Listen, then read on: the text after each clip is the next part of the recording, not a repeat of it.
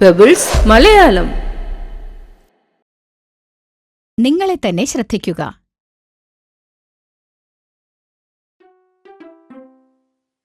പരമാർത്ഥ ഗുരുവിന് 4 ശിഷ്യന്മാരുണ്ടായിരുന്നു.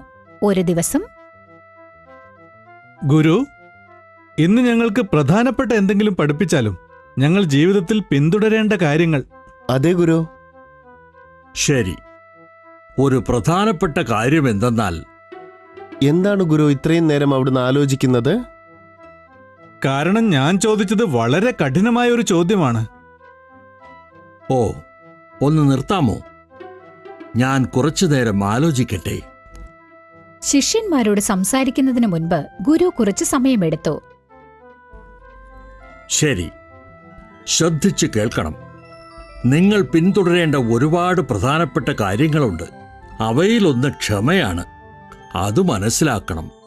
ഞാൻ എല്ലാവരെയും പരീക്ഷിക്കാൻ പോവുകയാണ്. നോക്കട്ടെ ആർക്കാണ് കൂടുതൽ ക്ഷമയുള്ളതെന്ന്. നാളെ രാവിലെ വരെ നിങ്ങൾ മൗനം പാലിക്കേണ്ടതാണ്. ഈ പരീക്ഷ ജയിക്കുന്നവൻ ആരോ അവന് ഏറ്റവും മികച്ച വിദ്യാർത്ഥി എന്ന പേര് ലഭിക്കുന്നതാണ്. ഇതെളുപ്പമാണ്. ഒരുപക്ഷേ എല്ലാവരെക്കാളും നല്ല വിദ്യാർത്ഥി ഞാനായിരിക്കും. അത് നമുക്ക് നാളെ കാണാം. നിങ്ങളുടെ സമയം ഇപ്പോൾ തുടങ്ങുകയാണ്. 4 ശിഷ്യന്മാരും മൗനമായി അവരവരുടെ ജോലികൾ ചെയ്തുകൊണ്ടിരുന്നു. പകൽ മുഴുവനും കഴിയാൻ പോവുകയാണ്. ഒടുവിൽ നേരം സന്ധ്യയായി. അവർ ഒരു വിളക്ക് കത്തിച്ചുവെച്ചു. എന്നിട്ട് ആ വെളിച്ചത്തിൽ മൗനമായി ഇരുന്നു. പെട്ടെന്ന് വിളക്ക് കെട്ടുപോയി. അയ്യോ, വിളക്ക് കെട്ടുപോയല്ലോ. നീ തോറ്റു. നീ സംസാരിച്ചു. നിങ്ങൾ രണ്ടുപേരും തോറ്റു. നീയും തോറ്റുപോയിരിക്കുന്നു. അതുകൊണ്ട് ഞാനാണ് ജയിച്ചത്. ഞാനാണ് അവസാനമായി സംസാരിച്ചത്. നിർത്ത്. നിങ്ങൾ ആരും തന്നെ പരീക്ഷ വിജയിച്ചിട്ടില്ല. നിങ്ങൾക്കാർക്കും ആത്മനിയന്ത്രണമില്ല. ഒരു ദിവസം പോലും നിങ്ങൾക്ക് സ്വയം നിയന്ത്രിക്കാൻ സാധിക്കുന്നില്ല. ഇനി എല്ലാവരും ഉറങ്ങാൻ പോകണം. നിങ്ങൾ എല്ലാവരും രാവിലെ നേരത്തെ ഉണരേണ്ടതാണ്. മറ്റുള്ളവരോട് ക്ഷമിക്കുക.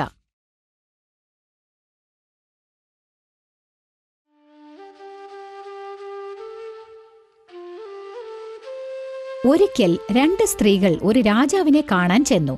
ഒരു കുഞ്ഞിനു വേണ്ടിയുള്ള വഴക്കുമായി. മഹാരാജാവേ, അങ്ങ് എനിക്ക് നീതി നൽകുമെന്ന് ഞാൻ വിശ്വസിക്കുന്നു. അല്ല, ഞാൻ പറയുന്നത് കേക്കു മഹാരാജാവേ. നിൽക്കൂ. ഓരോരുത്തരായി പ്രശ്നം എന്താണെന്ന് പറയുക. മഹാരാജാവേ, ഇവളുടെ കയ്യിലുള്ള കുഞ്ഞ് എന്റേതാണ്. പക്ഷേ ഇത് അവളുടേതാണെന്ന് അവൾ പറയുന്നു. എന്റെ കുഞ്ഞിനെ തിരിച്ചു തരാൻ അവളോട് ആജ്ഞാപിച്ചാലും. അല്ല, അവൾ കള്ളം പറയുന്നു മഹാരാജൻ. ഇവൻ എന്റെ കുഞ്ഞാണ്. ഞാൻ ഇവനെ ഇവൾക്ക് കൊടുക്കില്ല. എന്റെ കുഞ്ഞിനെ വിട്ടുപോകാൻ ഇവളോട് പറഞ്ഞാലും മഹാരാജാവേ. ഓ, ഇത് വളരെ വിചിത്രവും അസാധാരണവുമായ പ്രശ്നമാണ്. ഈ പ്രശ്നം പരിഹരിക്കാൻ ഞാനൊരു മാർഗം കണ്ടുപിടിക്കണം. മഹാരാജാവ് ഒരു പദ്ധതിയെക്കുറിച്ച് ചിന്തിച്ചു. ഇത് പ്രശ്നം പരിഹരിക്കും. രാജാവ് ഒരു ഭടനോട് നിലത്ത് ഒരു വര വരയ്ക്കാൻ ആജ്ഞാപിച്ചു. എന്നിട്ട് കുഞ്ഞിനെ അതിൽ കിടത്താനും. രണ്ടുപേരും വരയുടെ 2 ഭാഗത്തും നിന്ന് കുഞ്ഞിനെ പിടിക്കണം. ആരാണോ കുഞ്ഞിനെ തന്നിലേക്ക് പിടിച്ചു വാങ്ങുന്നത് അവളായിരിക്കും ശരിയായ മാതാവ്. ഓഹോ, എനിക്ക് സമ്മതമാണ്. ഒരു സ്ത്രീ കുഞ്ഞിന്റെ കാല് പിടിച്ചു വലിച്ചു. മറ്റൊരു സ്ത്രീ കൈ പിടിച്ചു വലിച്ചു. ഇരുവരും അവരവരുടെ ഭാഗത്തേക്ക് കുഞ്ഞിനെ പിടിച്ചു വലിച്ചുകൊണ്ടേയിരുന്നു. വേദന കൊണ്ട് കുഞ്ഞ് നിലവിളിക്കാൻ ആരംഭിച്ചു. അയ്യോ, അവൻ കരയുന്നു. അവൾ പിടിവിട്ടുകൊടുത്തു. കുഞ്ഞിനെ 2ാമത്തെ സ്ത്രീക്ക് വേണ്ടി ദാനം ചെയ്തു. അവൾ കരയാൻ തുടങ്ങി. പക്ഷെ അതേസമയം 2ാമത്തെ സ്ത്രീ വിജയിച്ചതിനാൽ അതിയായി സന്തോഷിച്ചു. എന്നിട്ട് പറഞ്ഞു, ഞാൻ കുഞ്ഞിനെ എന്റെ വശത്തേക്ക് വലിച്ചു. അതുകൊണ്ട് ഈ കുഞ്ഞ് എന്റേതാണ് മഹാരാജാവേ. മഹാരാജാവേ, ഇപ്പോഴങ്ങയ്ക്ക് മനസ്സിലായി കാണും ഈ കുഞ്ഞിന്റെ മാതാവ് യഥാർത്ഥത്തിൽ ആരാണെന്ന്. അതെ, ഈ കുഞ്ഞ് നിന്റേതല്ല, അവളുടേതാണെന്ന് എനിക്ക് മനസ്സിലായി. പക്ഷെ അങ്ങയുടെ വാക്കുപ്രകാരം ഞാനാണ് ജയിച്ചത്. കുഞ്ഞിനെ വിട്ടുകൊടുത്ത സ്ത്രീയാണ് യഥാർത്ഥ മാതാവ്. തന്റെ കുഞ്ഞ് വേദന കൊണ്ട് കരയുന്നത് അവൾക്ക് സഹിച്ചില്ല. അതിനാൽ അവൾ തന്റെ കുഞ്ഞിനെ നിനക്ക് വിട്ടുതന്നു. കുഞ്ഞിനെ അവൾക്ക് കൊടുക്കൂ. വളരെ നന്ദി രാജാവേ. എനിക്ക് അങ്ങയോട് വളരെ നന്ദിയുണ്ട്. ആരെവിടെ? ഈ സ്ത്രീയെ പിടിച്ച് തടവിലാക്കുവിൻ. അയ്യോ, അരുത് മഹാരാജാവേ, എന്നോട് ക്ഷമിക്കണം. മതി, നീ പറയുന്നതൊന്നും നാം കേൾക്കാൻ ആഗ്രഹിക്കുന്നില്ല. നമ്മുടെ മനസ്സ് മാറാൻ പോകുന്നില്ല. മഹാരാജാവേ, അവൾക്ക് മാപ്പ് കൊടുക്കാൻ ഞാൻ അപേക്ഷിക്കുന്നു. അവൾ അങ്ങനെ ചെയ്യാൻ കാരണം ഈ കുഞ്ഞിനെ സ്വന്തമാക്കാനല്ലേ? ദയവായി അവളോട് ക്ഷമിച്ചാലും. പക്ഷെ അവൾ നിന്റെ മകനെ മോഷ്ടിക്കാനാ ശ്രമിച്ചത്. എന്റെ മകനോടുള്ള സ്നേഹമാണ് അവളെ ഇതിനായി പ്രേരിപ്പിച്ചത്. നമുക്ക് മനസ്സിലായി. നാം നിന്നെ വിട്ടയക്കുന്നു. പക്ഷെ നാം അറിയിക്കുന്നു, ഇനി ഇതുപോലുള്ള തെറ്റുകൾ ആവർത്തിക്കരുത്. ജസ്റ്റിസ്. ഒരു കാര്യത്തിൽ നീതി പാലിക്കുക. സെൻസിറ്റീവ്. മനസ്സിനെ വേദനിപ്പിക്കുന്ന വികാരം. സറണ്ടർ. ഒരാളുടെ ശക്തിക്ക് മുന്നിൽ കീഴടങ്ങാൻ സമ്മതിക്കൽ. മറ്റുള്ളവരെക്കുറിച്ച് ചിന്തിക്കുക.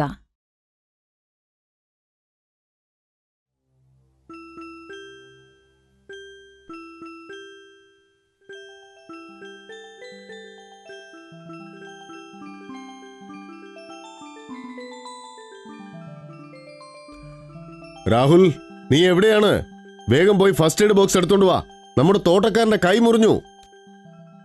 വരുന്നു അച്ഛാ. രാഹുലും അവന്റെ അച്ഛനും തോട്ടക്കാരന്റെ മുറിവ് കെട്ടിയതിനു ശേഷം വീട്ടിൽ തിരിച്ചെത്തി. എന്താണച്ചാ, അയാളോട് ഡോക്ടറെ അടുത്ത് പോവാൻ പറയാമായിരുന്നില്ലേ? എന്തിനാണ് അച്ഛൻ മുറിവ് കെട്ടിയത്? രാഹുൽ, അങ്ങനെ പറയരുത്. ഇതൊരു സഹായം മാത്രമാണ്. നിനക്ക് മദർ തെരേസയെ അറിയില്ലേ? അറിയാം, അവരെ പറ്റി കേട്ടിട്ടുണ്ട്. പക്ഷെ കൂടുതലായി അറിയില്ല. ശരി, കേട്ടോളൂ. മദർ തെരേസ ആഗസ്റ്റ് 26, 1910 ജനിച്ചത് അൽബേനിയ എന്ന നാട്ടിൽ. 12ാമത്തെ വയസ്സിൽ ദൈവത്തിന്റെ വിളി അവർക്ക് ശക്തമായിട്ടുണ്ടായി. താൻ ഒരു മിഷണറി ആവേണ്ടതാണെന്ന് അവർക്ക് മനസ്സിലായി. യേശുവിന്റെ സ്നേഹം പ്രചരിപ്പിക്കണമെന്നും. 18ാമത്തെ വയസ്സിൽ അവർ തന്റെ വീട്ടിൽ നിന്ന് യാത്രയായി. എന്നിട്ട് ലോവട്ടോയിലെ സിസ്റ്റേഴ്സിന്റെ കൂടെ ചേർന്നു. ഇന്ത്യയിൽ ഒരു ഐറിഷ് സമൂഹം കന്യാസ്ത്രീകളായിട്ട് പ്രവർത്തിച്ചു വന്നു. ഏതാനും മാസങ്ങൾ ഡബ്ലിംഗ് പരിശീലനം നേടിയ ശേഷം മെയ് 24, 1931 അവരെ ഇന്ത്യയിലേക്ക് പറഞ്ഞയച്ചു. 1931 മുതൽ 1948 വരെ മദർ തെരേസ കൽക്കത്തയിലെ സെന്റ് മേരീസ് ഹൈസ്കൂളിൽ പഠിപ്പിച്ചു. എന്നാൽ 1948 പാവപ്പെട്ടവർക്ക് വേണ്ടി പ്രവർത്തിക്കാൻ സ്വയം സമർപ്പിക്കണമെന്നവർ തീരുമാനിച്ചു. കൽക്കത്തയിലെ ഏറ്റവും പാവപ്പെട്ട ആൾക്കാരെ സഹായിക്കാനും തീരുമാനിച്ചു. അവർ പാവപ്പെട്ട കുട്ടികൾക്കായി ഒരു സ്കൂൾ തുടങ്ങി. എന്നിട്ട് അവരുടെ ആവശ്യങ്ങളെല്ലാം നിറവേറ്റിക്കൊടുത്തു. സ്വന്തം ബന്ധുക്കളാൽ ഉപേക്ഷിക്കപ്പെട്ടവരായിരുന്നു അവരെല്ലാവരും. ഒരു മടിയുമില്ലാതെ അവർ പാവപ്പെട്ടവരെയും രോഗികളെയും സഹായിച്ചു. അവർ തന്റെ ജീവിതം മുഴുവനും പാവങ്ങൾക്കായി സമർപ്പണം ചെയ്തു. തന്നെക്കുറിച്ച് അവർ ചിന്തിച്ചതേയില്ല.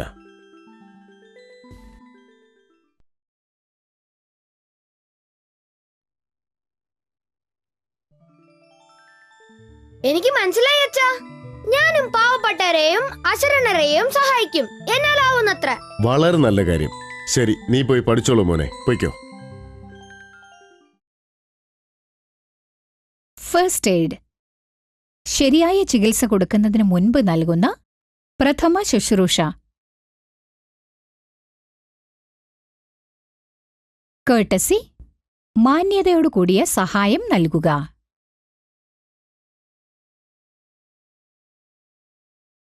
മിഷനറി. ഒരു മതത്തിലേക്ക് മറ്റുള്ളവരെ മാറ്റാൻ പരിശ്രമിക്കുന്നവർ. സമാധാനത്തിന്റെ സമ്മാനം.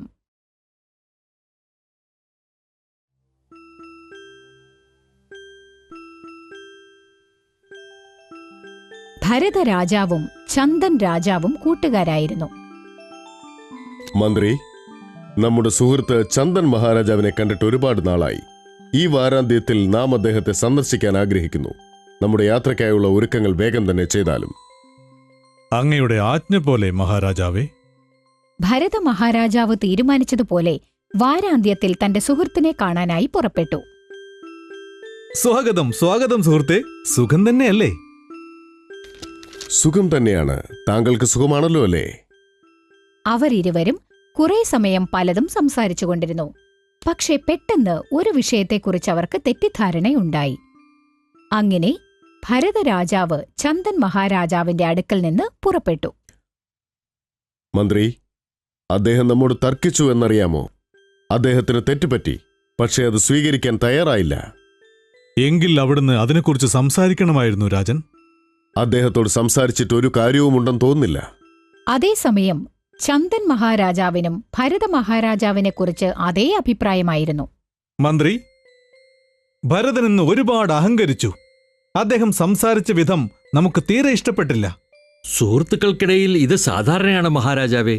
അങ്ങ് ഇതേക്കുറിച്ചോർത്ത് വിഷമിക്കാതിരിക്കൂ.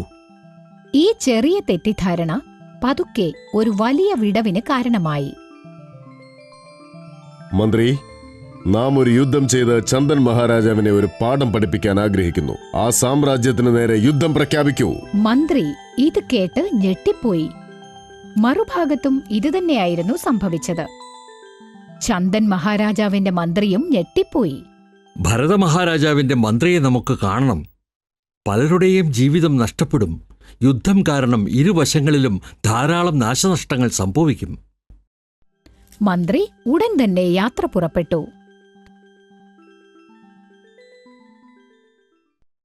മന്ത്രിവര്യ, താങ്കളുടെ സന്ദർശനത്തിനുള്ള കാരണം അറിയിച്ചാലും. എന്റെ രാജാവ് താങ്കളുടെ സാമ്രാജ്യത്തിന് നേരെ യുദ്ധം പ്രഖ്യാപിച്ചിരിക്കുന്നു.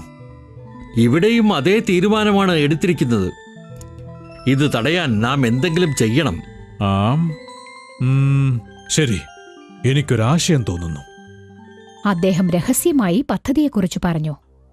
താങ്കൾ മഹാരാജാവിനെ അതിർത്തിയിലെ ആ വലിയ മരത്തിനടുത്തേക്ക് കൊണ്ടുവരൂ. അതൊരു നല്ല ആശയമാണ്. ശരി, വീണ്ടും കാണാം. അടുത്ത ദിവസം 2 മന്ത്രിമാരും അവരുടെ രാജാക്കന്മാരെയും കൊണ്ട് നിശ്ചയിച്ച സ്ഥലത്തെത്തി. മരത്തിന്റെ ചില്ലയിൽ ഒരു വാൾ തൂക്കിയിട്ടിട്ടുണ്ടായിരുന്നു. ദൂരെ നിന്ന് തന്നെ അവർ ആ ദൃശ്യം കണ്ടു. ഒരു വാൾ തൂങ്ങിക്കിടക്കുന്നു. ആഹാ, എത്ര മനോഹരമായ വാൾ! മനോഹരമായ ചുവന്ന കല്ലുകൾ ഈ വാളിനെ വിലമതിപ്പുള്ളതാക്കിയിരിക്കുന്നു. ഈ വാൾ നമ്മുടെ കൊട്ടാരത്തിന് അതിമഹത്തായ ഒരു സ്വത്താണ്. ഒരു സംശയവും വേണ്ട, ഇത് പച്ചയാണ്. താങ്കൾ പറയുന്ന പോലെ ചുവപ്പല്ല. ഇരുവരും കുറെ സമയം തർക്കിച്ചുകൊണ്ടിരുന്നു. പെട്ടെന്ന് അവരുടെ മന്ത്രിമാർ ശബ്ദമുയർത്തി പറയാനാരംഭിച്ചു.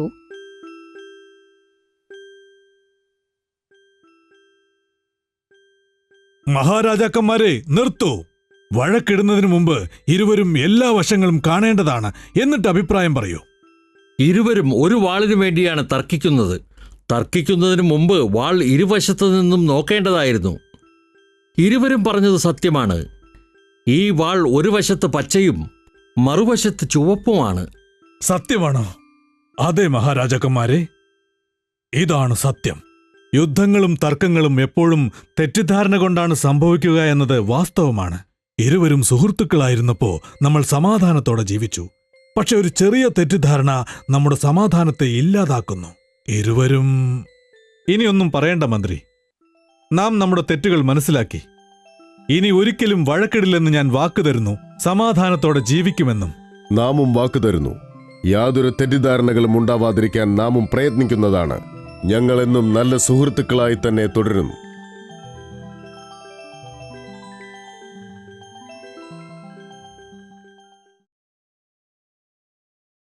വിസ്പർ, ശബ്ദം കുറച്ച് സംസാരിക്കുക. ഷീത്ത്, സംരക്ഷണ കവചം. പ്രഷ്യസ്, വിലമതിപ്പുള്ളത്. പെബിൾസ് മലയാളം.